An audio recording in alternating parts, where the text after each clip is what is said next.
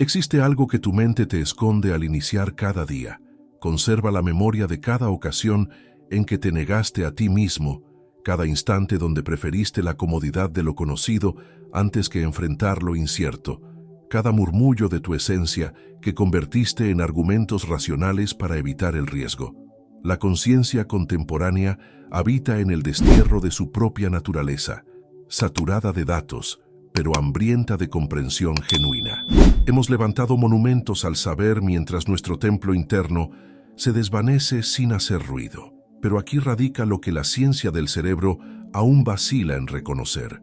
Tu sistema nervioso no se limita a interpretar lo que existe, sino que construye realidades desde los pedazos de quien imaginas ser. Se detuvo en su automóvil tras otra jornada extenuante, navegando por su dispositivo, absorbiendo promesas de transformación instantánea en simples pasos. Su mente operaba sin descanso, químicos del placer, alertas constantes, el eco perpetuo de la vida digitalizada. No obstante, algo ancestral en su interior permanecía insatisfecho, como un predador que hubiera perdido el instinto de la cacería. Esta representa la contradicción de nuestros días. Existimos rodeados de información sin límites, pero profundamente separados de nuestro saber interno. Jung lo denominó la enfermedad de nuestros tiempos, cuando la personalidad social se vuelve tan estridente que silencia el idioma más sutil del alma. Tu sistema nervioso maneja cerca de 11 millones de unidades de información cada segundo, pero tu conciencia solo registra aproximadamente 40. ¿Qué decide cuáles 40 unidades alcanzan tu percepción? El relato que has estado construyendo sobre tu identidad y, más crucialmente, sobre quien no te permites llegar a ser.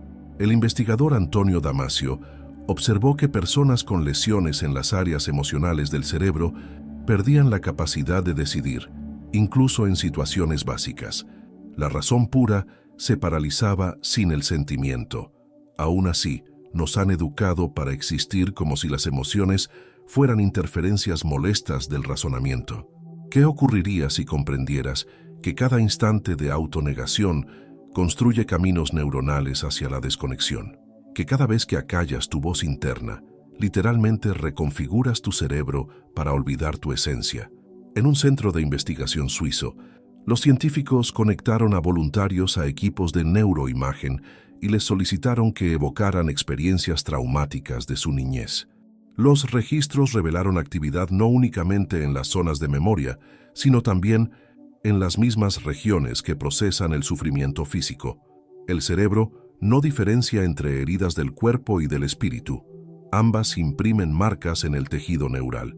Sin embargo, esto es lo que los investigadores no detectaron: el instante en que un voluntario comprendió súbitamente que el rechazo de su infancia no reflejaba su valor, sino las heridas sin sanar de quien lo cuidaba. En ese momento de entendimiento simbólico, se iluminaron redes distintas, áreas vinculadas con la creación de sentido, la integración y lo que los científicos cerebrales denominan cautelosamente autotrascendencia. El cerebro posee un misterio. Se comunica a través de símbolos antes que con palabras. Tus visiones nocturnas, las tensiones corporales, tus impulsos y rechazos inexplicables no son descargas neuronales casuales. Constituyen un sistema comunicativo complejo que antecede al pensamiento lógico por millones de años. Cuando Elena, una diseñadora de 34 años, finalmente entendió que su obsesión por controlar cada aspecto de sus creaciones era el intento de su sistema nervioso de generar la estabilidad que nunca experimentó en la infancia, algo se modificó. Sus estudios cerebrales, realizados meses más tarde, mostraron mayor conexión entre su corteza prefrontal y su sistema límbico. El puente entre razón y emoción se había reconstruido. El entendimiento simbólico no solo le proporcionó sabiduría, literalmente reestructuró sus circuitos neuronales. Existe una razón por la cual las transformaciones más profundas se perciben como recordar en lugar de descubrir algo nuevo. Tu cerebro modifica constantemente tu experiencia para alinearla con tus convicciones actuales sobre ti mismo y tu mundo. Los neurocientíficos lo denominan sesgo de confirmación, pero las tradiciones ancestrales de sabiduría Lo reconocían como el velo de Maya, la ilusión que te impide contemplar tu naturaleza real. Cada acto de expresión genuina genera lo que los investigadores llaman activación neuronal eudaimónica, patrones cerebrales vinculados con el propósito, el significado y el bienestar, completamente distintos del placer hedónico. Cuando te sincronizas con tu verdad más honda, tu cerebro no solo experimenta mejora, sino que opera de manera superior. La red de modo por defecto, el narrador interno del cerebro que constantemente te construye historias sobre tu identidad, comienza a serenarse cuando practicas la introspección auténtica. Esto no es meditación, es insurrección contra el yo falso que tu cerebro ha sido condicionado a preservar. Pero aquí yace la paradoja. Para transformar tu cerebro, primero debes aceptar que tu identidad actual muera. Y eso resulta aterrador para un sistema nervioso diseñado para la supervivencia, no para la metamorfosis. ¿Y si la misma resistencia que experimentas al conocerte fuera en realidad tu alma intentando liberarse de la prisión que tu mente edificó para protegerte? Sin embargo, existe algo adicional que tu cerebro prefiere ocultarte acerca de la memoria. No constituye una grabación fija, sino una narrativa viviente que se reescribe cada vez que la evocas. Y escondidos en esas reescrituras yacen los pedazos de tu esencia que has temido demasiado reclamar. David no conseguía explicar por qué determinadas palabras le comprimían el pecho, por qué ciertos matices vocales lo hundían en una espiral de humillación sin origen ni final. Había aprendido a dominarla, a vencerla, a justificarla racionalmente, pero su cuerpo mantenía la melodía en un idioma que su mente no conseguía descifrar. Lo que los terapeutas de David no podían observar ocurría en su cerebro. Cada vez que alguien le dirigía la palabra con apenas una pizca de desilusión, su amígdala disparaba el mismo esquema que había incorporado cuando tenía 7 años, de pie bajo la sombra de su progenitor, absorbiendo el mensaje silencioso de que, de algún modo, poseía fallas esenciales. Este es el misterio del trauma. No se relaciona únicamente con lo que experimentaste. Se vincula con lo que tu sistema nervioso dedujo sobre tu identidad debido a lo que experimentaste. Y esas deducciones se graban no solo como memorias, sino como senderos neuronales que tu cerebro transita automáticamente, sin autorización consciente. Las investigaciones del Dr. Bessel van der Kolk revelaron que las memorias traumáticas se archivan de manera distinta a las memorias ordinarias, evaden los centros lingüísticos del cerebro y se instalan directamente en las redes sensoriales y emocionales del cuerpo. Por esa razón, el trauma se manifiesta mediante síntomas en lugar de relatos: la rigidez en los hombros, la opresión en el estómago, la manera en que se retiene la respiración cuando alguien se aproxima excesivamente. Pero esto es lo que la terapia tradicional del trauma frecuentemente omite. Estas memorias somáticas no son únicamente heridas por sanar, también representan sabiduría por decodificar. Tu cuerpo recuerda no solamente el sufrimiento, sino también la parte de ti que lo sobrevivió, la parte que se adaptó, que descubrió maneras de persistir cuando existir parecía imposible. Los senderos neuronales del trauma también son senderos de fortaleza. Pero para acceder a ella, debes estar dispuesto a escuchar lo que tu cuerpo te ha estado comunicando en su propio lenguaje ancestral. Aún conseguía percibir el temor de hace 30 años, metálico, punzante, como monedas de cobre disueltas en su boca.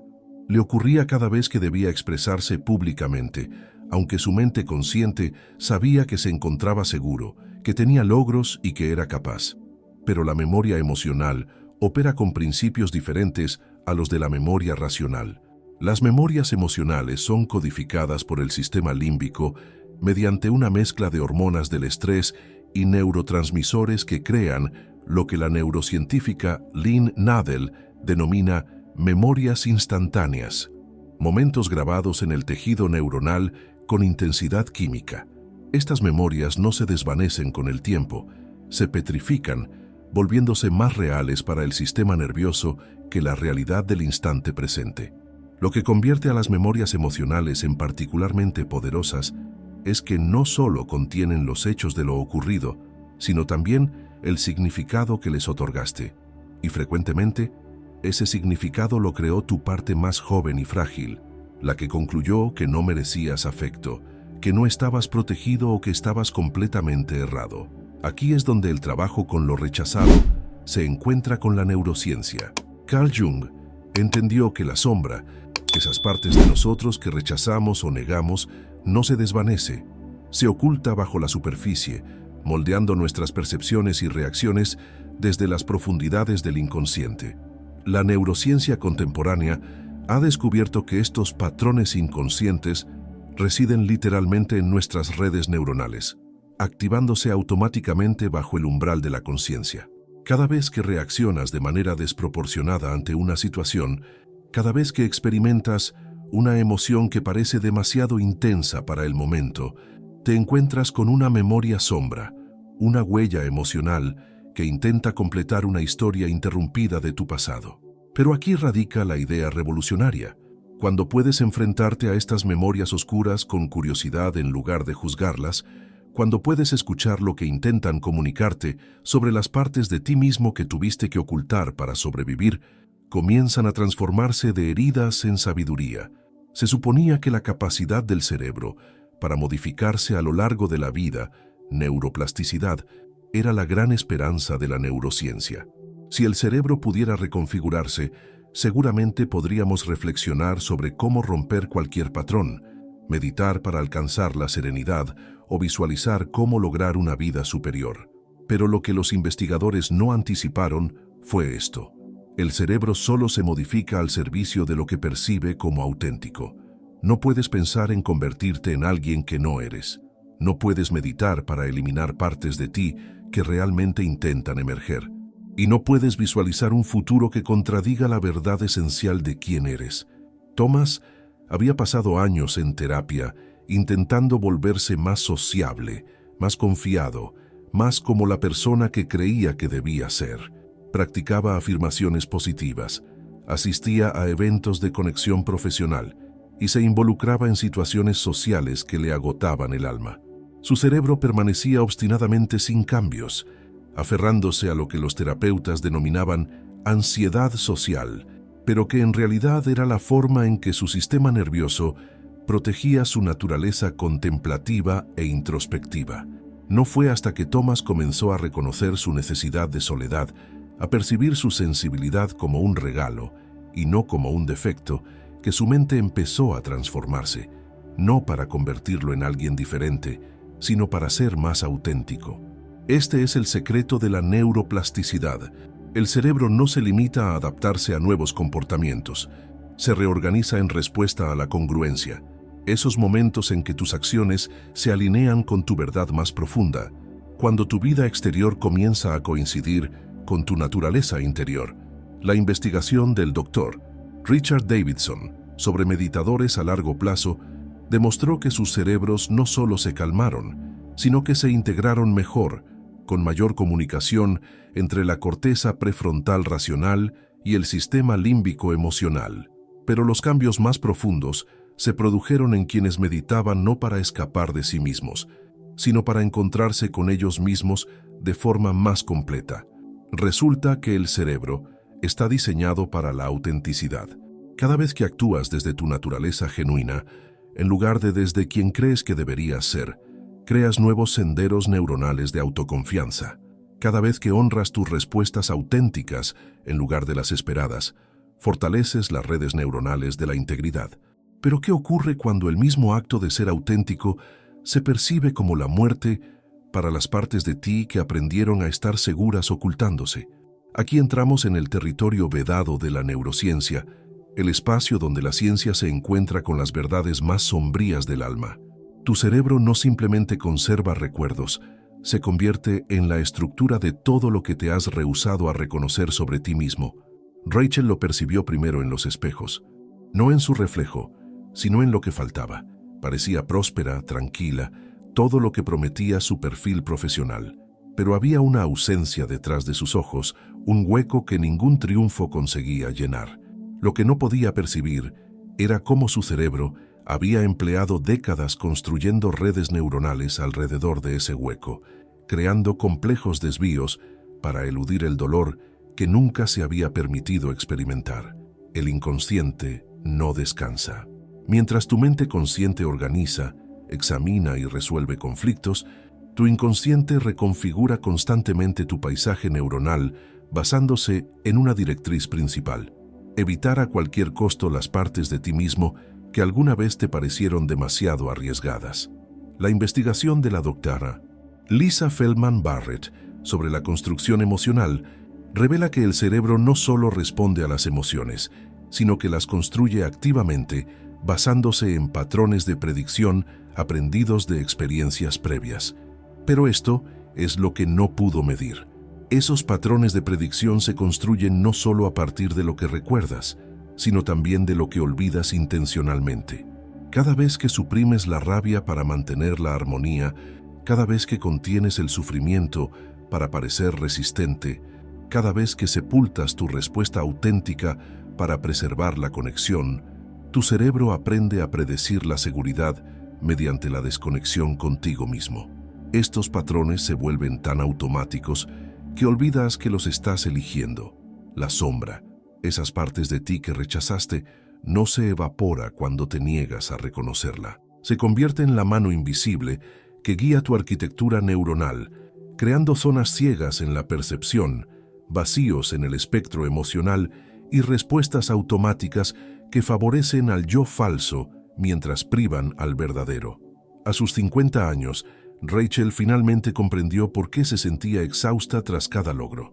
Su cerebro había aprendido a perseguir el éxito como una forma de evitar el terror de ser vista como la niña desamparada que una vez fue. Sus redes neuronales se habían convertido en una obra maestra de la evasión, tan sofisticadas que había olvidado qué estaba evitando. La hormona del estrés, el cortisol, tiene un plan oculto. Más allá de su conocido papel en las respuestas de lucha o huida, el cortisol crónico en realidad reestructura la arquitectura cerebral, reduce el hipocampo, responsable de la memoria y el aprendizaje, y expande la amígdala, encargada de procesar el miedo y la amenaza. Pero esto es lo que los investigadores del estrés raramente mencionan. Parte del cortisol más destructivo no proviene de amenazas externas, sino de la guerra interna entre quién eres y quién crees que necesitas ser para sobrevivir. Marcus lo experimentaba cada domingo por la noche, un temor que se le infiltraba en los huesos como veneno. Tenía un empleo satisfactorio, una relación estable, una existencia que parecía envidiable desde fuera. Pero cada semana, al aproximarse el lunes, su sistema nervioso se inundaba de químicos del estrés que no tenían relación con su trabajo, sino con la traición diaria de fingir ser alguien que no era. Esto es autosabotaje a nivel neuronal, cuando vivir de forma inauténtica se vuelve tan crónico que tu cerebro comienza a percibir tu propia existencia como una amenaza. El cortisol liberado durante estos conflictos internos no solo te tensiona, sino que altera tu percepción de la realidad, haciéndote más propenso a percibir problemas, amenazas y razones por las que tus deseos auténticos son peligrosos o inalcanzables.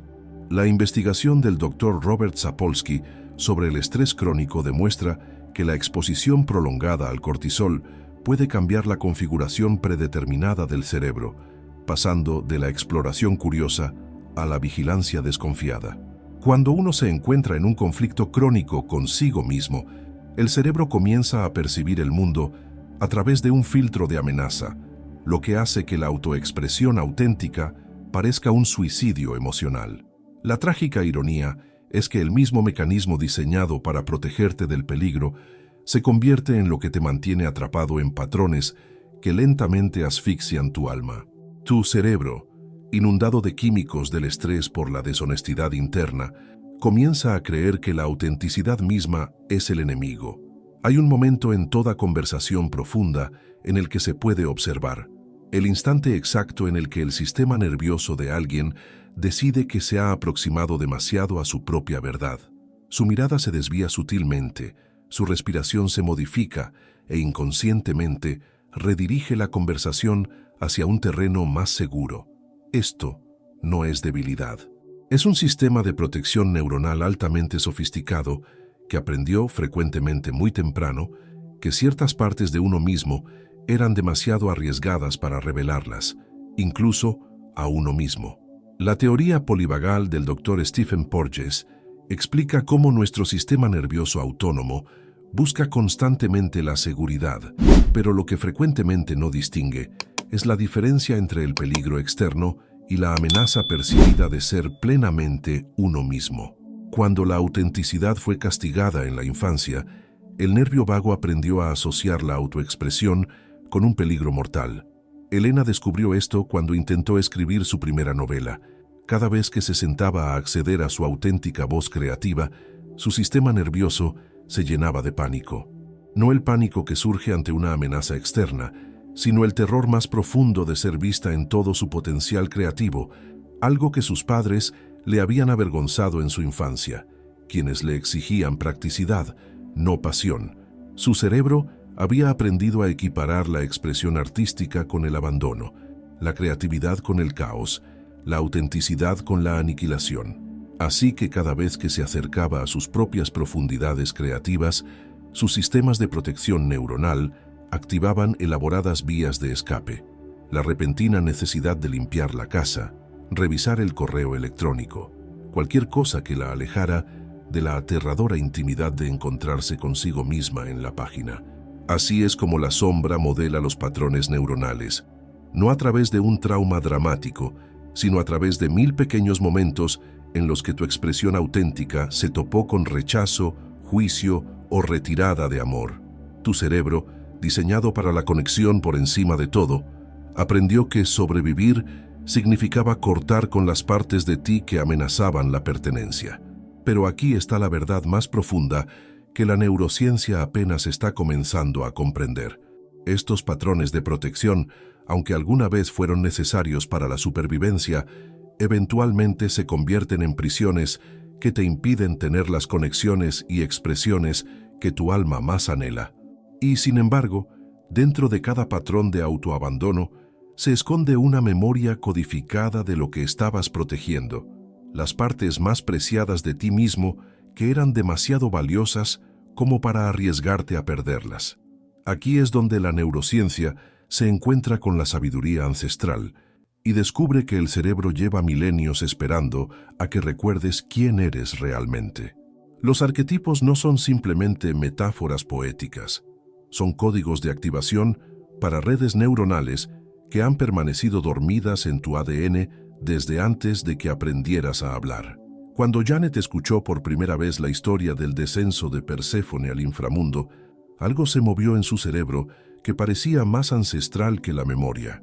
No era el reconocimiento intelectual de un mito, sino un despertar celular, como si circuitos que habían estado inactivos durante décadas cobraran vida súbitamente. Había estado viviendo lo que ella denominaba la existencia gris, un empleo seguro, una rutina predecible, decisiones cautelosas que nunca arriesgaban demasiada felicidad ni demasiado sufrimiento. Pero la imagen de Perséfone consumiendo voluntariamente las semillas de granada, eligiendo pasar la mitad de su existencia en la oscuridad para reclamar su poder como reina del inframundo, iluminó senderos neuronales que Janet desconocía. Este es el poder secreto de los símbolos arquetípicos. Evaden la mente racional y hablan directamente a lo que Carl Jung denominó el inconsciente colectivo, patrones neuronales compartidos por toda la humanidad que contienen planos para la completud, la transformación y el poder auténtico. La neurociencia moderna está descubriendo lo que los chamanes saben desde hace milenios. Ciertas imágenes, historias y símbolos pueden activar redes neuronales latentes casi instantáneamente. La investigación del Dr. Jordan Peterson sobre las narrativas arquetípicas muestra que los relatos míticos desencadenan patrones complejos de activación cerebral que incluyen regiones asociadas con el significado personal, la regulación emocional y lo que los investigadores denominan cautelosamente autotrascendencia. Pero no es cualquier símbolo el que crea este despertar neuronal. Es el símbolo que se ajusta al diseño único de tu alma, el patrón arquetípico que representa el aspecto específico de completud que has estado buscando inconscientemente. Cuando Janet se encontró con Perséfone, su cerebro no solo procesó una historia, sino que reconoció un regreso al hogar. El mito activó senderos neuronales conectados con su propio descenso hacia la oscuridad de la depresión, su propia decisión de descender a su submundo psicológico en lugar de permanecer en la falsa luz de la felicidad superficial. Por primera vez en años, la red de modo predeterminado de Janet, ese parloteo mental de fondo, se aquietó, transformándose en algo cercano a la reverencia. No solo estaba aprendiendo sobre un mito, estaba recordando un patrón de transformación codificado en su arquitectura neuronal desde su nacimiento. La terapeuta de Sara le había diagnosticado ansiedad crónica, pero Sara sabía que se trataba de algo más profundo. Se sentía huérfana en su propia existencia, rodeada de personas que la amaban, pero en el fondo sola, con una carga que nadie más parecía comprender. Cuando se encontró con el arquetipo de la huérfana en la psicología junguiana, algo cambió a nivel neuroquímico. No se relacionaba con las circunstancias de su infancia. Sus padres habían sido amorosos y presentes. Se relacionaba con el viaje arquetípico de su alma, el patrón particular de iniciación que su psique necesitaba atravesar para descubrir su propia fuente de autoridad interior. La investigación del Dr.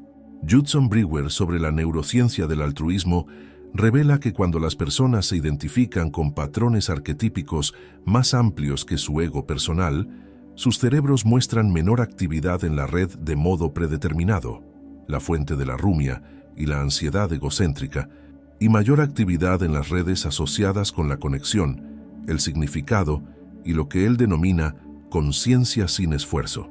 El arquetipo del héroe activa circuitos neuronales relacionados con la valentía, el avance y la capacidad de enfrentar desafíos. Cuando alguien reconoce su patrón de héroe, su cerebro comienza a producir diferentes combinaciones de neurotransmisores. Menos cortisol y adrenalina por la ansiedad crónica, más dopamina y noradrenalina asociadas con la acción decidida. El arquetipo del amante despierta redes neuronales conectadas con la producción de oxitocina, la activación de neuronas espejo y la capacidad de una profunda resonancia emocional. Las personas que encarnan su energía del amante muestran mayor conectividad entre los ritmos cardíaco y cerebral, lo que los investigadores de HeartMath denominan coherencia. El arquetipo del sanador activa lo que la neurocientífica Tanya Singer denomina circuitos de compasión, redes neuronales que permiten albergar tanto el sufrimiento como la sanación simultáneamente, sin sentirse abrumado ni desapegado. Pero esto es lo que hace que la activación arquetípica sea diferente de la tipificación de personalidad o el etiquetado psicológico. Los arquetipos son patrones dinámicos y vivientes que cambian la relación del cerebro con el desafío, la conexión y el propósito a nivel celular. Cuando Sara abrazó su camino en la huérfana, comprendiendo que sus sentimientos de soledad existencial eran en realidad la forma en que su psique la preparaba para descubrir su propia fuente de guía interior, su ansiedad crónica se transformó en algo que solo pudo describir como soledad sagrada. Sus escáneres cerebrales, realizados meses después, mostraron la firma neuronal no de alguien que había superado la ansiedad, sino de alguien que la había integrado en un patrón más amplio de maduración espiritual. Hay una razón por la que ciertas historias te erizan la piel, por la que imágenes específicas te traen lágrimas a los ojos antes de que tu mente comprenda por qué, por la que algunas figuras míticas te parecen más reales que tus vecinos actuales. Tu cuerpo reconoce la verdad arquetípica más rápido de lo que tu cerebro puede procesarla, porque los patrones arquetípicos están codificados no solo en el tejido neuronal, sino en lo que los investigadores están empezando a denominar memoria celular, información almacenada en la fascia, el corazón y el extenso sistema nervioso del intestino. Michael siempre se había sentido como un impostor en entornos corporativos, a pesar de su evidente competencia. Pero cuando se encontró con el arquetipo del sanador herido, el que transforma el sufrimiento personal en la capacidad de ayudar a otros, toda su fisiología cambió. No fue solo una comprensión psicológica, fue un reconocimiento somático. La tensión crónica en su hombro, que había arrastrado durante años, Comenzó a aliviarse al comprender que su sensibilidad, lo que siempre había percibido como una debilidad profesional, era en realidad su don arquetípico. Sus heridas no eran defectos que ocultar, sino fuentes de sabiduría sanadora que compartir. La investigación de la doctora Candace Pert sobre la bioquímica de las emociones demostró que los neuropéptidos, los mensajeros químicos de las emociones, se encuentran en todo el cuerpo, no solo en el cerebro. Cuando se produce el reconocimiento arquetípico, se desencadenan cascadas de liberación de neuropéptidos que pueden reestructurar no solo los pensamientos y sentimientos, sino también la postura física, los patrones respiratorios e incluso la función inmunitaria. Por eso las historias míticas de hace miles de años aún pueden acelerar tu corazón o hacerte llorar. Tu memoria celular reconoce patrones de significado que trascienden la experiencia personal, patrones universales de transformación que tu cuerpo conoce incluso cuando tu mente los ha olvidado. Cuando alguien se encuentra con su auténtico patrón arquetípico, suele describirlo como reencontrarse consigo mismo. Los neurocientíficos lo denominan procesamiento autorreferencial, el reconocimiento cerebral de información que se siente fundamentalmente verdadera sobre quién eres. Pero lo que no pueden medir es el suspiro de alivio del alma, cuando finalmente encuentra una historia lo suficientemente profunda como para contener sus verdades más hondas. Pero conocer tu patrón arquetípico es solo el comienzo. La verdadera transformación ocurre cuando empiezas a vivirlo, cuando creas rituales que ayudan a tu cerebro a recordar lo que tu alma siempre ha sabido. Aquí es donde las prácticas ancestrales se encuentran con la neurociencia de vanguardia y revelan que nuestros antepasados sabían algo sobre la transformación cerebral que la psicología moderna apenas comienza a comprender. El ritual no es superstición, es la tecnología más sofisticada jamás desarrollada para reconfigurar patrones neuronales mediante el significado encarnado. Emma lo había intentado todo para recuperarse de la muerte de su madre: terapia, aplicaciones de meditación, grupos de apoyo para el duelo, antidepresivos. Su mente comprendía las etapas del duelo, podía recitar la psicología de la pérdida, pero su sistema nervioso permanecía bloqueado en un estado de protesta paralizada, como si una parte de ella aún esperara junto al teléfono una llamada que nunca llegaría. No fue hasta que creó un ritual sencillo que su sanación comenzó realmente. Cada mañana encendía una vela, recordaba en voz alta una memoria de su madre y luego apagaba la llama diciendo: «Te llevo conmigo». Ningún terapeuta le había sugerido esto. Ningún libro lo había prescrito. Surgió de una inteligencia más profunda que sabía que su cerebro necesitaba más que palabras para procesar una pérdida tan honda. Lo que Emma no sabía que estaba ocurriendo en sus circuitos neuronales: la combinación de información sensorial, el calor y el aroma de la vela, acción motora, encender y apagar, expresión verbal, decir la memoria y gesto simbólico, llevar el amor adelante, estaba creando lo que el neurocientífico Dr. Andrew Newberg denomina integración neuroplástica, la capacidad del cerebro de formar nuevas conexiones cuando múltiples sistemas sensoriales y motores se involucran simultáneamente. Este es el poder secreto del ritual. Proporciona al cerebro múltiples puntos de acceso para procesar experiencias que son demasiado complejas para el pensamiento racional por sí solo, mientras que la terapia conversacional involucra principalmente los centros del lenguaje del cerebro. El ritual activa una sinfonía de redes neuronales, sensoriales, motoras, emocionales y simbólicas, creando lo que los investigadores denominan cognición encarnada. La investigación del Dr. Matt Lieberman en la UCLA demuestra que cuando conectamos múltiples sistemas cerebrales simultáneamente, nuestros cambios neuronales se vuelven más estables y duraderos, pero lo que sus estudios no pudieron medir fue el reconocimiento del alma al ser honrada a través de un gesto físico, al ser incluida en la conversación entre mente y cuerpo que se había fracturado por un trauma o una pérdida. Tras 6 meses de su ritual matutino, el dolor de Emma no había desaparecido, sino que se había transformado. En lugar de la desesperación congelada que la había paralizado, sintió lo que solo podía describir como amor activado, una conexión fluida con su madre que se sentía viva en lugar de perdida.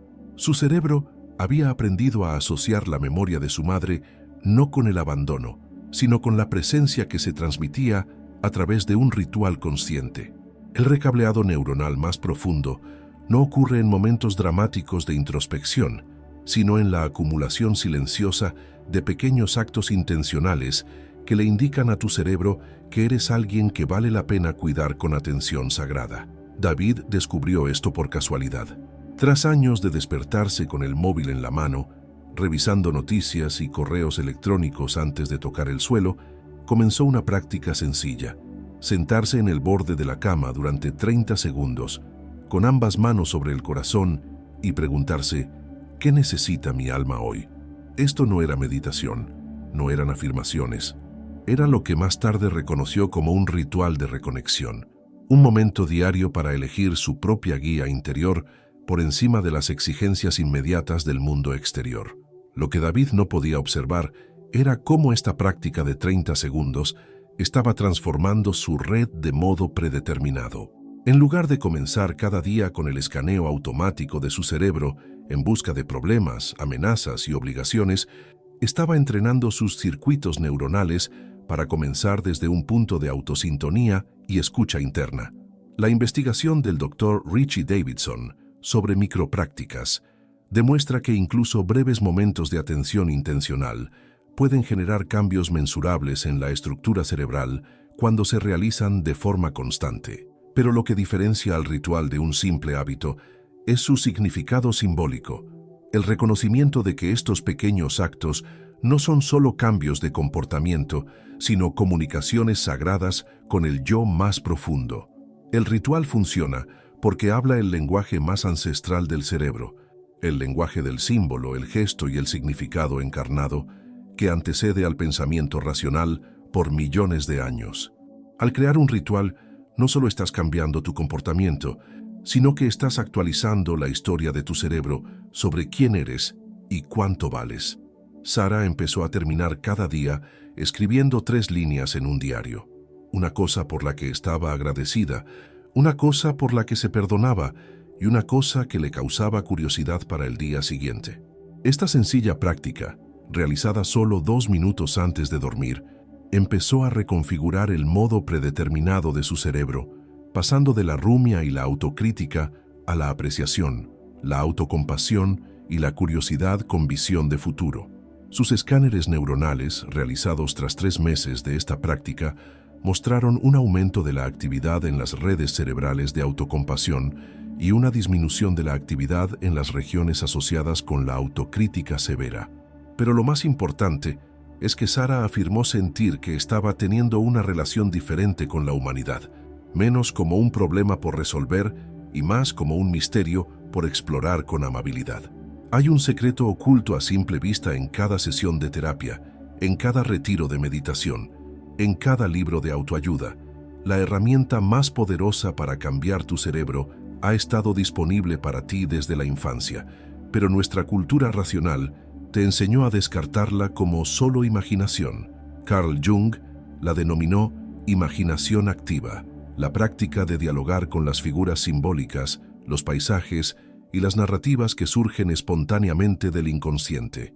La neurociencia moderna ha descubierto que la imaginación activa las mismas redes neuronales que la experiencia real, creando lo que los investigadores denominan simulación encarnada, la incapacidad del cerebro para distinguir entre la experiencia vivida y la vívidamente imaginada. Cuando Lisa comenzó a practicar la imaginación activa para trabajar con su ansiedad crónica, se encontró con una figura interior a la que llegó a llamar la madre preocupada, una parte de sí misma que había estado buscando peligro desde la infancia, tratando de mantener a todos seguros a través de la hipervigilancia.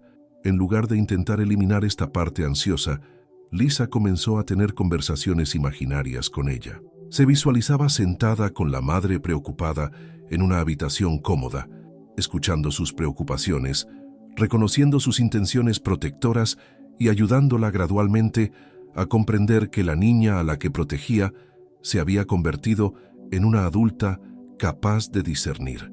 Lo que sucedía en el cerebro de Lisa durante estos diálogos imaginarios era profundo. Su corteza cingulada anterior, la región responsable de integrar el procesamiento emocional y racional, mostró mayor activación.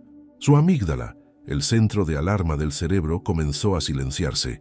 Lo más notable fue que su ínsula, la región cerebral que crea la consciencia interoceptiva o la capacidad de percibir estados internos, se volvió más activa y coordinada. A través de la imaginación activa, Lisa no solo controlaba su ansiedad, sino que literalmente reestructuraba las redes neuronales que la generaban. Al tratar su parte ansiosa como una voz legítima que merecía diálogo, en lugar de un síntoma que debía eliminarse, creaba lo que el neurocientífico Dr. Dan Siegel denomina integración neuronal, la capacidad de las diferentes partes del cerebro para trabajar juntas en armonía. Este es un ritual en su forma más sofisticada, el uso de la imaginación consciente para sanar divisiones dentro de la psique, integrar partes rechazadas del yo y crear nuevos senderos neuronales de completud que honren en lugar de eliminar la complejidad de la experiencia humana. 6 meses después, la ansiedad de Lisa no había desaparecido, se había transformado en lo que ella denominaba sabiduría encarnada. Su sistema nervioso había aprendido a distinguir entre la auténtica advertencia intuitiva y los viejos patrones traumáticos. Su madre preocupada había evolucionado de una guardiana presa del pánico a una sabia consejera capaz de ofrecer información útil sin secuestrar todo su sistema. Pero hay algo aún más profundo esperándote. El momento en que todas estas prácticas, todo este recableado neuronal, te lleve de regreso a la verdad más honda de todas, que tu cerebro siempre estuvo diseñado para ser el sirviente de tu alma, no su amo. Hemos llegado al lugar donde la ciencia se encuentra con lo sagrado, donde todos los senderos neuronales y las cascadas bioquímicas apuntan hacia una verdad ineludible. Tu cerebro no es el autor de tu transformación, es el traductor de la inteligencia más profunda de tu alma al lenguaje de la experiencia vivida. Margaret llevaba 15 años en terapia, intentando sanar lo que todos denominaban patrones relacionales.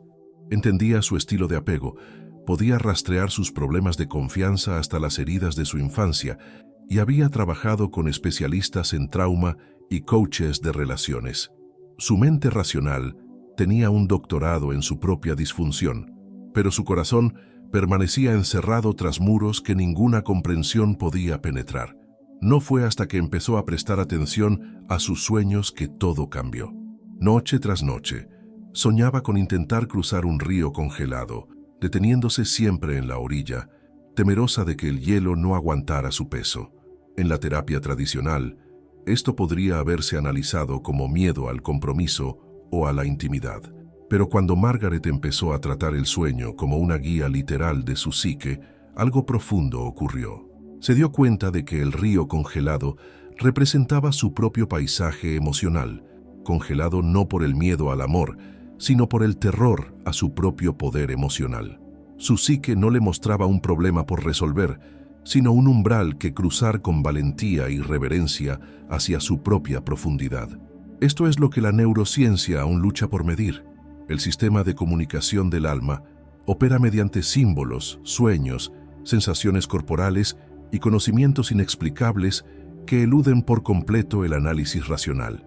Cuando Margaret comenzó a honrar estos mensajes simbólicos, en lugar de intentar decodificarlos intelectualmente, su cerebro comenzó a cambiar de maneras que 15 años de terapia tradicional no habían logrado. La investigación del Dr. Arne Dietrich sobre la neurociencia de la introspección revela que los momentos decisivos, esas experiencias reveladoras que generan un cambio duradero, implican una reducción temporal de la actividad de la corteza prefrontal, la mente racional, y un aumento de las redes del cerebro derecho asociadas con el reconocimiento de patrones y el procesamiento simbólico. La verdadera neuroplasticidad no ocurre cuando piensas en nuevos patrones, sino cuando permites que la inteligencia simbólica de tu alma guíe el proceso de reconfiguración. Tu psique sabe exactamente qué senderos neuronales necesitan cambiar y en qué orden, pero habla con metáforas, no con manuales de diagnóstico. El sueño del río congelado de Margaret finalmente la llevó a comprender que sus patrones relacionales no eran una patología que se pudiera curar, sino la protección que brindaba un don demasiado preciado como para arriesgarlo, su capacidad de profunda sintonía emocional. Una vez que aprendió a cruzar ese umbral interior, con respeto por su propia sensibilidad, sus relaciones comenzaron a transformarse, no por esfuerzo, sino por la alineación con su naturaleza auténtica. La mayor mentira jamás contada sobre la transformación personal es que necesitas convertirte en alguien diferente a quien eres. El cerebro, en su infinita sabiduría, se resiste a esta mentira a nivel celular, por lo que la mayoría de los intentos de mejora personal parecen como nadar contracorriente. Pero esto es lo que los místicos siempre han sabido, y la neurociencia está empezando a confirmar. No necesitas crear un nuevo yo. Necesitas eliminar los obstáculos al yo que ha estado pulsando dentro de ti desde antes de que aprendieras a dudar de tu propia existencia. Cuando Carlos empezó a meditar, lo abordó como todo lo demás en su vida, como un problema por resolver, una habilidad que dominar, una forma de arreglar lo que fallaba en su mente, ansiosa e inquieta. Durante meses, luchó con sus pensamientos, juzgó su atención dispersa y se sintió un fracaso meditativo. Pero algo cambió el día que dejó de intentar meditar y simplemente comenzó a escuchar el ritmo de su propia respiración como si fuera poesía escrita por su alma. En lugar de obligar a su mente a aquietarse, comenzó a apreciar la compleja sinfonía de su vida interior, los pensamientos, las sensaciones, las emociones y las corrientes más profundas que fluían bajo la conciencia. Sus escáneres cerebrales mostraron lo que los investigadores denominan conciencia sin esfuerzo, un estado en el que la red de modo predeterminado se aquieta no mediante la supresión, sino mediante el reconocimiento de una identidad más profunda que incluye pero trasciende la mente pensante. Carlos no estaba aprendiendo a meditar, estaba recordando cómo estar presente ante el misterio de su propia existencia. Esta es la neurociencia del autorreconocimiento. Cuando dejas de intentar mejorar y comienzas a investigar quién eres realmente más allá de las historias que te han contado sobre quién deberías ser, tu cerebro se relaja en patrones de curiosidad, apreciación y lo que los contemplativos denominan mente de principiante. La investigación del Dr. Judson Brewer sobre la consciencia sin esfuerzo muestra que los cambios neuronales más profundos ocurren no cuando las personas intentan alcanzar estados meditativos específicos, sino cuando desarrollan lo que él denomina consciencia metacognitiva, la capacidad de observar sus propios procesos mentales con curiosidad en lugar de juicio. El autoconocimiento no es un destino al que se llega, es la calidad de atención que se presta al misterio constante de ser humano. Y cuando abordas tu propia experiencia con la reverencia de un científico y la ternura de un poeta, tu cerebro comienza a reorganizarse en torno al asombro en lugar de la preocupación, a la presencia en lugar de la actuación. Llega un momento en cada transformación genuina en que te das cuenta de que todo el recableado neuronal, todos los conocimientos psicológicos, todas las prácticas espirituales nunca tuvieron como objetivo arreglar lo que estaba roto, sino recordar lo que siempre estuvo completo. Elena pasó décadas creyendo que su sensibilidad era una debilidad que debía superar. Había entrenado su cerebro para ser lógico, racional y profesionalmente competente. Pero a pesar de su éxito, sentía que vivía la existencia de otra persona, con un disfraz neuronal que nunca le quedaba del todo bien. La integración comenzó cuando dejó de intentar cambiar su sensibilidad y empezó a honrarla como el sistema de sabiduría primordial de su alma. Su mayor consciencia emocional no era una patología, era la forma en que su psique navegaba en un mundo que había olvidado cómo sentir su camino hacia la verdad. Cuando Elena finalmente alineó su existencia con su naturaleza auténtica, en lugar de luchar contra ella, sus escáneres cerebrales mostraron algo que los investigadores rara vez ven, un estado de lo que ellos denominan coherencia de todo el cerebro, donde todas las redes neuronales trabajan juntas en una integración armoniosa en lugar de competir por el dominio. Este es el objetivo final de la neuroplasticidad, no crear un cerebro mejor, sino eliminar los obstáculos que impiden que tu cerebro exprese la inteligencia más profunda de tu alma. Cuando tus patrones neuronales se alinean con tu naturaleza auténtica, el pensamiento se convierte en una expresión de sabiduría en lugar de una protección contra el miedo. La investigación del Dr. Daniel Siegel sobre la integración demuestra que los cerebros más sanos son aquellos que mantienen tanto la diferenciación, la capacidad de las diferentes redes neuronales para funcionar de forma única, como la conexión, la capacidad de esas redes para comunicarse y coordinarse. Pero lo que crea esta integración no es el entrenamiento técnico, sino el reconocimiento del alma de su propia completud reflejado en la armonía neuronal.